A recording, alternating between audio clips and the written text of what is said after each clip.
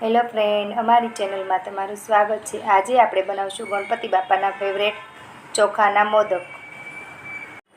મોદક બનાવવા માટે તમારે 1.5 વાટકીઓ પાણી લેવાનું છે। પાણી ગરમ થઈ જાય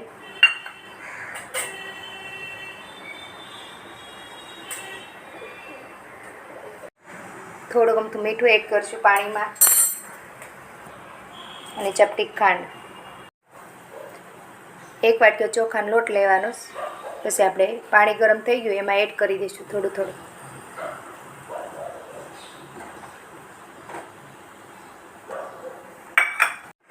આવી રીતના તમારે ચોખાનો લોટ નાખીને બધું મિક્સ કરી લેવાનું। થોડુંક ઠંડુ થઈ જાય પછી આપણે ઘી એડ કરી એને મસળી લેવાનું। આપણે આવી રીતના બધો લોટ મિક્સ કરી લેવાનો અને સરસ મજાનો થઈ જશે। આપણે થોડું ઘી મૂકીને કાજુ બદામને રોસ્ટ કરી લઈશું।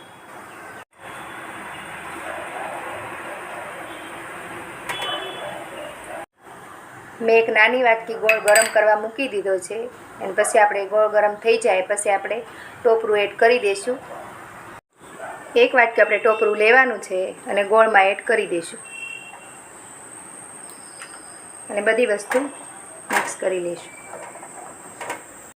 આપણે 5 મિનિટ માટે શેકી લઈશું। આવી રીતના માવો સૂકો ન થઈ જાય ત્યાં સુધી આપણે શેકી લઈશું। હવે આપણે કાજુ બદામ એડ કરી દઈશું અને મિક્સ કરી લઈશું। આપણે મોદક બનાવી લઈશું। મેં એટલો લોટ લીધો છે, આવી રીતના કરી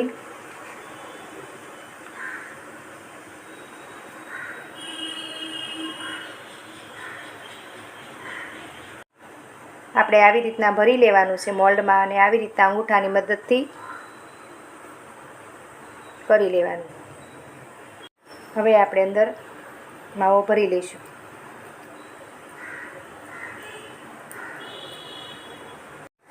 હવે આપણે થોડોક અમથો લોટ લઈને આપણે પેક કરી લઈશું।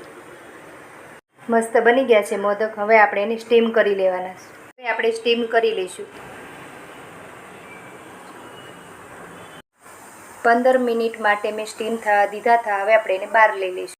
આવી રીતના ઘી લગાવશો તો મસ્ત લાગશે, ટેસ્ટી। જો તમને મોદકની રેસીપી ગમી હોય તો લાઈક કરો, શેર કરો, સબસ્ક્રાઈબ કરો। જય માતાજી, જય ગણપતિ બાપા।